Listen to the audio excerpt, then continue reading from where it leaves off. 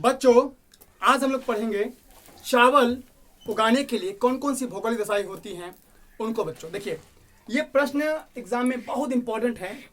चावल कैसे उगाएं? As you can see here, जैसा कि आप देख पाएंगे मेरे हैंड में बच्चों, हाथ में चावल के कुछ कुछ दाने हैं। ये सूप में भी चावल का दाना है बच्चों। मैं समझाने को बताऊँ, इस चावल को कैसे उगाएंगे, किन किन चीज़ों का, कैसी मिट्टी होनी चाहिए, कैसा उसका बच्चों इन्वायरमेंट होना चाहिए, तमाम चीज़ें। ये प्रश्न बिहार में बोर्ड में बच्चों MBBA प्रश्न, अगर आप क्वेश्चन में उल्टा के देखेंगे ना, ये क्वेश्चन लगभग 5 बार पूछा गया है, 5 टाइम्स पूछा जाता है कि कैसे चावल को उगाया जाए, इसकी भौगोलिक दशाएं, भौगोलिक दशाएं क्या है। अब आप बोलेंगे सर ये भौगोलिक दशा क्या है बच्चों? सुनिए, देखिए सबसे पहली बात, 2 फसल बहुत महत्वपूर्ण भारत में। पहला सबसे महत्वपूर्ण बच्चों चावल, और दूसरा सबसे महत्वपूर्ण गेहूं। चावल और गेहूं इज मोस्ट इंपॉर्टेंट। ये चावल बच्चों सबसे अधिक होता है पश्चिम बंगाल में।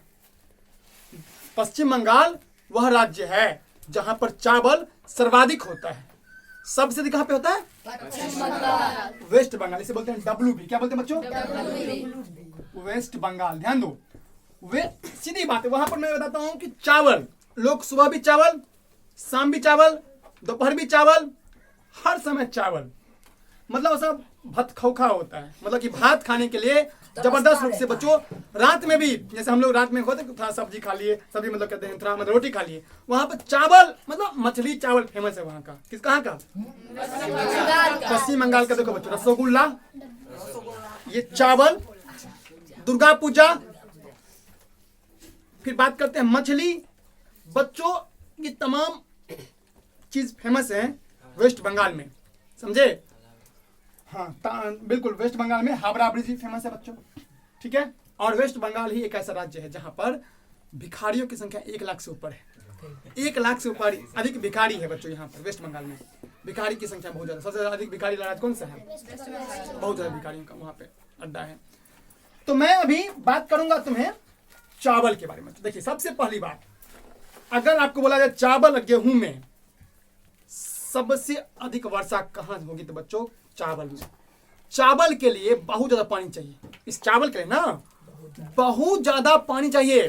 गेहूं के लिए कम पानी, बट चावल के लिए बच्चों अगर फसल नहीं होगा ना तो उसका जो पौधा है चावल का वो जड़ जाएगा, खत्म हो जाएगा। बच्चों कितना पानी चाहिए? प्रश्न होता है सर कितना? तो बच्चों 125 सेंटीमीटर से CM से बच्चों 200 सेंटीमीटर तक पानी चाहिए।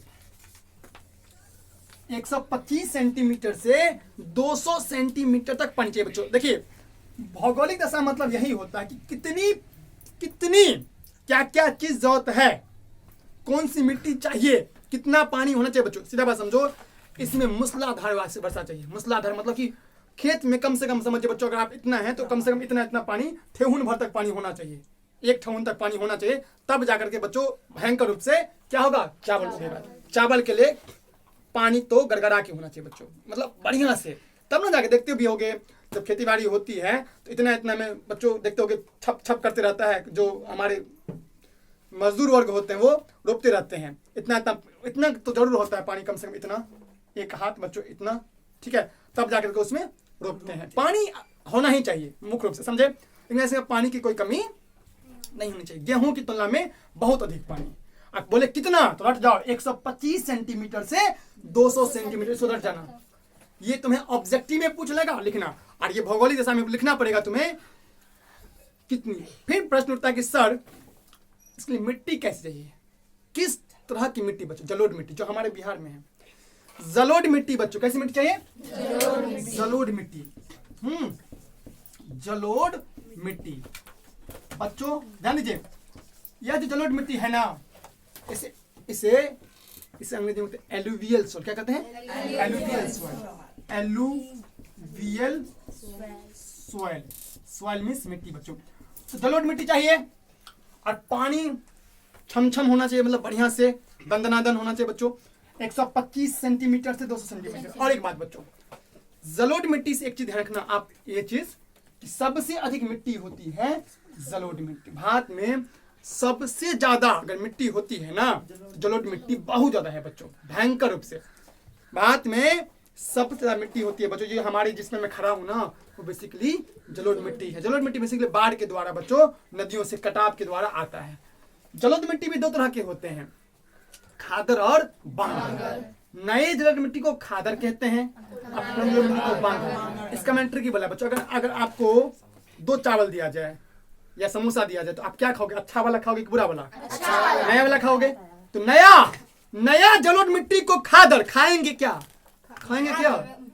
नया खाएंगे क्या? नया। समोसा ही तुम देख एग्जाम्पल बता, देखो रटो नहीं, देखो मजा आ रहा है। लेकिन चावल में, हाँ चावल में विटामिन, बहुत सारे विटामिन भी होते हैं, कार्बोहाइड्रेट भी होते हैं। तो खाने से बच्चों आपका अगर मोटापा करना है, चावल बढ़िया से खाओ, बढ़िया से भयंकर रूप से। इसमें कार्बोहाइड्रेट होते हैं, ये बहुत अच्छा होता है, समझे? तो ये जलोढ़ मिट्टी 2 तरह के होते हैं, एक खादर, एक देखो समझ लो, एक होता है खादर, हाँ, एक होता है बांगर, एक होता है। तो अब प्रश्न उठता है, सर खादर किसे कहते हैं, बांगर किसे कहते हैं? देखो जो नवका जलोढ़ मिट्टी होता है ना, खादर, याद कैसे रखेंगे सर? खाएंगे नया नया चीज, खाएंगे नया नया चीज, नया नया समोसा, नया नया टटका समोसा, बसिया समोसा। अच्छा तो सुनिए मेरी बात, नए जलोढ़ मिट्टी को खादर कहते हैं, खाएंगे क्या? नया। हम भी ना कभी कभी बताते हैं, जब मैं 9th में था तो मुझे 9th से ही ट्रिक याद आया कि पढ़ता था सर पहले खादर बांगर में कंफ्यूज, याद हो गया 2 मिनट बाद, खादर बांगर मिक्स, फिर गए क्या है खादर बांगर मिक्स, फिर मतलब कंफ्यूज, नया को कि पुराना। तो मैं ट्रिक ही बना लिया, खाएंगे हमेशा नया, खाएंगे हमेशा नया, टटका समोसा। तो भाई खाएंगे नया तो खादर, तो नया जलोढ़ मिट्टी खादर, जो बच गया सुबांगर, पुराना जलोढ़ मिट्टी। तुम नया याद करना, खाएंगे क्या? नया चीज, नया नया चीज। तो खादर जलोढ़ मिट्टी को खादर कहते हैं, अपने जलोढ़ मिट्टी को बांगर। फिलहाल बच्चों मैं अभी टॉपिक मेरा जो है ये है राइस। किस पे बच्चों? राइस, चावल पर ध्यान दीजिए। चावल कहते हैं राइस। देखिए मैं आसान भाषा में बता रहा हूं, देखो। और बात करें बच्चों, इसमें वर्षा कितनी चाहिए, कम या ज्यादा? वर्षा 125 सेंटीमीटर से 200 सेंटीमीटर तक होनी चाहिए, ठीक है? इसके अकॉर्डिंग पानी बच्चों रहना ही चाहिए। पानी वेरी इंपॉर्टेंट। पानी अगर कमी हो गया तो बच्चों फसल जड़ जाएगा। आप सुनते भी होंगे किसान भाई लोग कहते हैं अक्सर, ये इस बार का रोदी जो हुआ है जला दिया, सब कुछ खत्म कर दिया, रोदी हो गया। और अंत में ऐसा होता है कि बोर्डिंग से पानी पटाना पड़ता है, बोर्डिंग से पानी पटाना पड़ता है। बोर्डिंग नहीं मतलब पानी इसमें भरपूर चाहिए। और ये डेटा रखना कितना, 125 से कितना, 200, ठीक है? मिट्टी कैसी चाहिए? जलोढ़ मिट्टी चाहिए बच्चों, जलोढ़ मिट्टी, समझे? और प्रश्न था कि सर इसका टेम्परेचर कैसा चाहिए, मतलब कि जैसे तापमान, तापमान भी बहुत भौगोलिक दिशा है ना। देखो भौगोलिक दिशा देखो बच्चों, 3 चीजें आएंगी। टेम्परेचर, सूर्य भगवान का टेम्परेचर, जैसे भी बल्ब का टेम्परेचर है मेरे सिर पर है, इसी प्रकार टेम्परेचर, तापमान, एक चीजें, मिट्टी कैसी हो, 2 चीजें, तीसरा बच्चों की वर्षा कितनी होनी चाहिए, तमाम चीजें मायने, इसी को कहते हैं भौगोलिक दशाएं। अगर ये चीज नहीं रहेंगी तो तुम समझ ही नहीं पाओगे।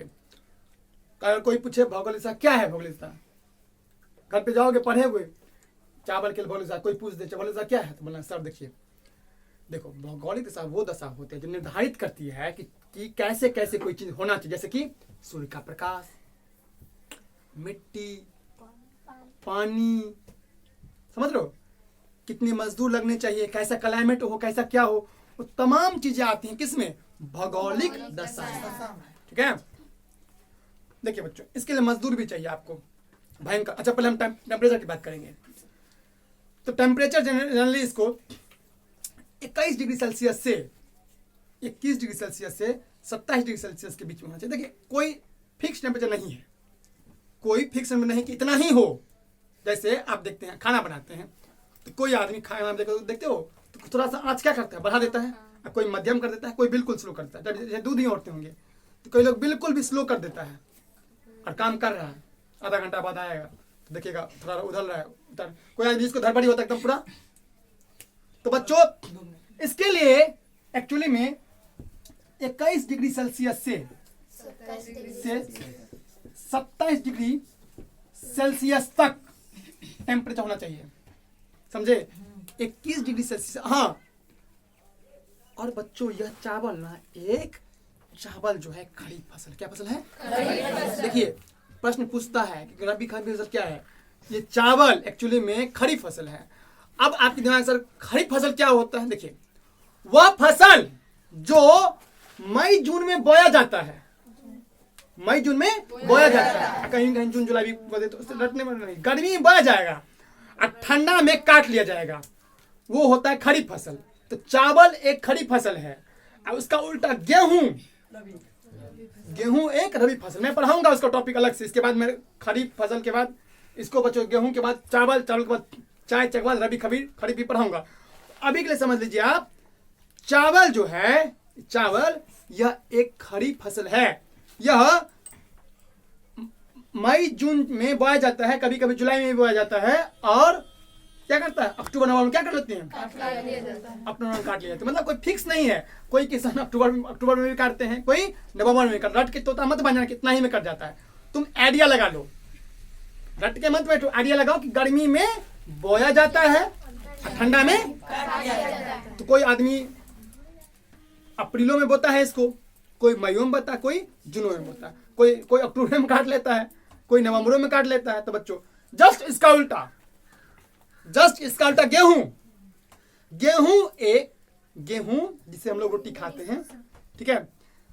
तो गेहूं ना वो एक रबी फसल है। रबी फसल क्या होता है? रबी फसल होते हैं जो नवंबर दिसंबर में बोए जाते हैं और अप्रैल फरवरी में मार्च में क्या कर लेते हैं, काट लेते हैं। समझे बात? या मई में भी क्या कर लेते हैं, काट ले जाते हैं। कोई फिक्स मंथ इसका नहीं होता है, ठीक है। तो बच्चों अगर आपसे कोई पूछे और क्या क्या रबी फसल है सर, जैसे बच्चों गन्ना देखते हो, गन्ना कुसियार दोनों छठ पावन में तोड़ते हैं घाट पर, ये वहीं पर छिलना दरगाह का, ये लोग तो वहीं पर शुरू हो जाते हैं छठ पावन में ही। सेब तो हुआ दकर दिया है बढ़िया से, टिकरी पुकरिया जो हुआ खत्म वहीं पर भी क्योंकि 2-3 दिन से देखते हैं बनते रहता है लगातार, अंत में हुआ कि वहीं से कंट्रोल नहीं शुरू हो गए। सुने हम क्या कह रहे हैं, सुनो हम ये कह रहे हैं कि एक्चुअली में जो गन्ना है, गन्ना वो भी एक गन्ना गर्मी में ही होता है। गन्ना क्या होती है, गर्मी में। ठंडा मौसम छठ में होता है, बड़ा बड़ा काट लेते हैं। तो ऐसा अरे छठ पावनी जो होता है कब होता है, ठंडा में गर्मी में? ठंडा में। हल्का हल्का स्वेटर सभी पहनना शुरू करता है अलग अलग मौसम में, कभी अक्टूबर, कभी नवंबर, दिसंबर, कभी अलग अलग। सुनिए तो तुम ऐसा करना, गन्ना गर्मी में बोया जाता है और इसमें हम लोग क्या कर लेते हैं, छठ पावन ठंडा में क्या करते हैं, सेम। बच्चों मकई कई लोग किसान होते हैं ना, ये नहीं करके मकई रोप देते हैं। तो मकई भी हाँ, मूंग, यस मूंग बच्चों, मूंग जो है, मूंग भी क्या है, मूंग भी एक प्रकार का रबी फसल ही है।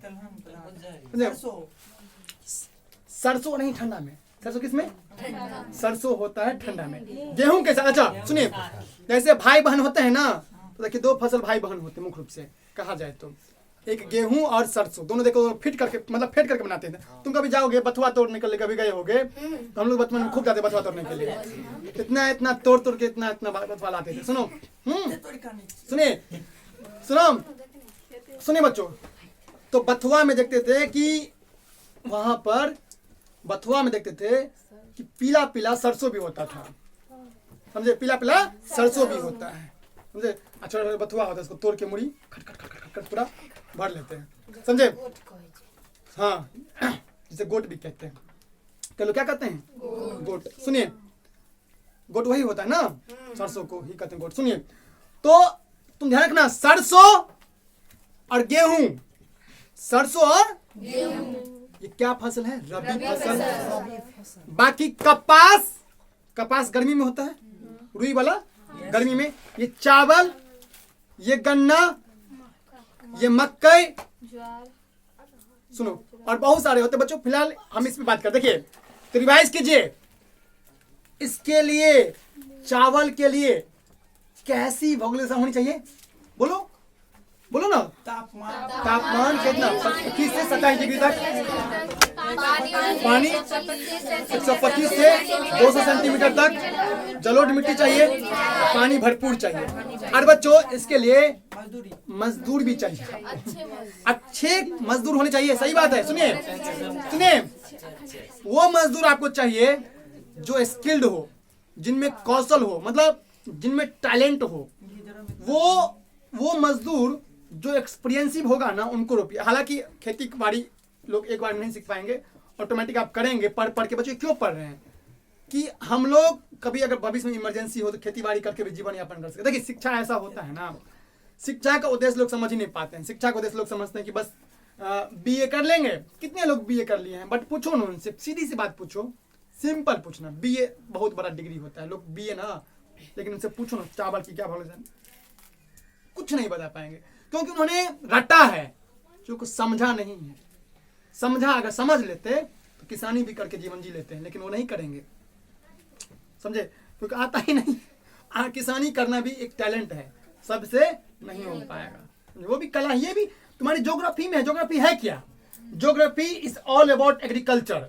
बच्चों कौन चीज कहां पर है, कौन चीजें कहां पर है, कैसे किसी चीज का खनिज का यूज करे, कैसे किसान, अगर मतलब किसानी में तमाम चीज क्यों तुम्हारे सिलेबस में दिया है, ताकि आप इसका बड़े हो तो यूज कर सके। आप खुद रिटायर करें स्कूल से या कहीं से प्रोफेसर बन के, मैडम बन के या सरकारी नौकरी से, खुद खेती कर लगे तो पढ़ा लिखा रहेगा। लोग करते हैं, देखें कि बड़े बड़े आदमी करते हैं किसानी।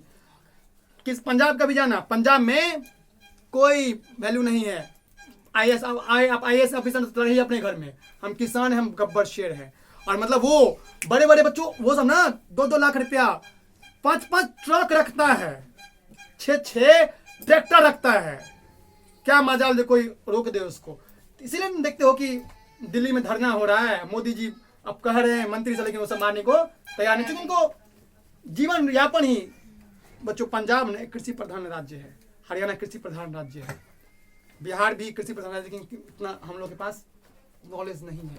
हम लोग बहुत पिछड़े हुए हैं पंजाब के इलाके में, हरियाणा की तुलना में बहुत पिछड़े हुए हैं। वहाँ के किसान 5-5 लाख रुपया महीना कमाते हैं, यहाँ किसान 5,000 भी नहीं कमा पाते हैं, समझे। तो दुर्भाग्य है हमारे यहाँ, क्योंकि हमारे यहाँ ना तो इतना हम लोग सही से नहीं कर पाते हैं, क्योंकि जानते नहीं है, कहीं ना कहीं कमी है, या कमी भी नहीं है तो सरकार की कहीं ना कहीं फेलियर है, कुछ ना कुछ तो कमी जरूर है। देखिए बच्चों, इसके लिए अलग अलग मजदूर की जरूरत पड़ती है। मजदूर क्या सर? इसके लिए वो मजदूर बच्चों आपके पास जिनको सच में कोई रोपनी करने आए। रोपनी बच्चों यहाँ के मजदूर ना, पता है तुम्हें, यहाँ के मजदूर जाते हैं पंजाब हरियाणा में, यहाँ के लोग जाते हैं पंजाब हरियाणा में, कमाते हैं, रोपते हैं और 10,000 20,000 रुपया कमा कर घर बनाते हैं। बच्चों जाते हैं, कमा के आते हैं, समझे। और वो लोग जो बड़े बड़े जमींदार होते हैं ना, बोले वो सब काम करेंगे, चलो काम करो, मतलब बोलते भी उनको ऐसे लगेगा कि भाई कौन राजा महाराजा है, भयंकर रूप से। मतलब बड़े बड़े मूंछे, बड़े बड़े देखा है हरियाणा में कि भयंकर रूप से पूरा सब कुछ एक से एक बच्चों रहीसी जीवन, ठीक है। जो बड़े बड़े जाट होते हैं, जाट लोग होते हैं तो बहुत बड़ी खेती करते हैं भयंकर रूप से। गुज्जर जो होते हैं बहुत उदास होते हैं, कंठ पकड़ से फेंक देंगे। हाँ, गुज्जर लोग बहुत उदास है, बहुत भयंकर। सुनिए तो समझिए, हाँ, कहने का सेंस ये है बच्चों, कहने का सेंस ये है कि खेती बाड़ी करना कोई बुरी बात नहीं है, क्योंकि ये हमारी मिट्टी, ये यही है, यही चीज है जो हमें पेट भरती है। अगर इससे अगर कोई समझौता, किसी को शर्म लगता है खेती बाड़ी करने में, इसकी सोच क्या है, ढीली है, समझे। क्योंकि मिट्टी में आए हो और मिट्टी में ही मिल जाओगे, समझे बात। इसलिए वतन से प्यार करो, समझे। हाँ, तो कहने का सेंस ये है कि इनके लिए बच्चों अलग अलग, जैसे वो मजदूर लगाओ जो रोपनी में एक्सपर्ट है, काटते समय बच्चों वो मजदूर जो सच में एक्सपर्ट हो, मतलब कम समय मैक्सिमम काट दे, वो चाहिए। बच्चों थ्रेसरिंग के लिए अलग मजदूर होना चाहिए। हालांकि गांव घर के मजदूर जो होते हैं वो सब चीज में टैलेंटेड होते हैं, बट हमें अगर आप किसानी करते हैं तो उन मजदूरों को चिन्हित कीजिए जो रोपने में एक्सपर्ट हो, रोपने समय जो काटने में एक्सपर्ट हो, उनको चिन्हित कीजिए, समझे बच्चे। तो अलग अलग जो मतलब क्या करते हैं, मतलब झांटने में इसको होता है ना, क्या करते हैं इसको, पटकते हैं ना, झाड़ने में, वो भी होते हैं बच्चों। हालांकि आप तो मशीनी काम, जिस दिन से मशीन आया है ना, उस लोगों के रोजगार छूट गई है। ये बात सत्य है कि मशीनों ने लोगों का रोजगार छीन लिया है। मशीन जिस दिन से आया है, हम देख रहे हैं कि लोग बेरोजगार हो रहे हैं। आजकल गाड़ी भी आ रही है ड्राइवरलेस कार, पता है आपको, ड्राइवरलेस कार आएगी और 2030 तक 35 तक एक भी ड्राइवर को जरूरत नहीं पड़ेगी। ड्राइवर एक सपना से हो जाएगा, क्योंकि ड्राइवर ऑटोमेटिक कार तुम जहां बोलोगे वहां पहुंचा देगा। कार में ही से एलन मस्क का नाम सुने होगे, टेस्ला कंपनी का सीईओ एलन मस्क विश्व का सबसे अमीर आदमी है, समझे। कहने का सेंस ये है कि उन्होंने ड्राइवरलेस कार बनाया है, ऐसा कार जो आप यहाँ बोलेंगे और जहां मन हो वहां आपको छोड़ दिया जाएगा, नहीं होगा, सेंसर लगा है, उस पर ऑटोमेटिक आदमी आएगा रोक लेगा। दिमाग, मशीन, ऐसा टैलेंटेड किस। अच्छा छोड़िए इतना बात, अभी 2021 में है, आज से 10 साल पहले किसने सोचा था कि देखिए बात होगा। हम बोलते थे, खुद झगड़ा करते थे, देखिए कहीं बात हो, बकलेल हो गए हो, दिमाग में समझ गया है, देखिए बात होगा। हाँ, तुम रहोगे पटना में, हम रहेंगे दरभंगा में, बात झगड़ा करते थे हम भयंकर रूप से, क्योंकि दिमाग नहीं था। सोच देख कर बात करना, तुम सोचो ना कैसे हो जाता है। तुम बैठे रहते हो वीडियो कॉल, हाय हेलो जानू, हाय तो हेलो कैसे है, तो ठीक है, तो कहने का सेंस ये है। तो आप देखते हैं लड़कों को बात करते रहते हैं अक्सर। तो सुने, तो बच्चों एग्री, ये सत्य है कि मशीनों ने बेरोजगारी उत्पन्न किया। महात्मा गांधी इसके सपोर्टर नहीं थे। महात्मा गांधी कहते थे मशीन का नहीं होना चाहिए, महात्मा गांधी कहते थे मशीन का बढ़ावा नहीं मिलना चाहिए।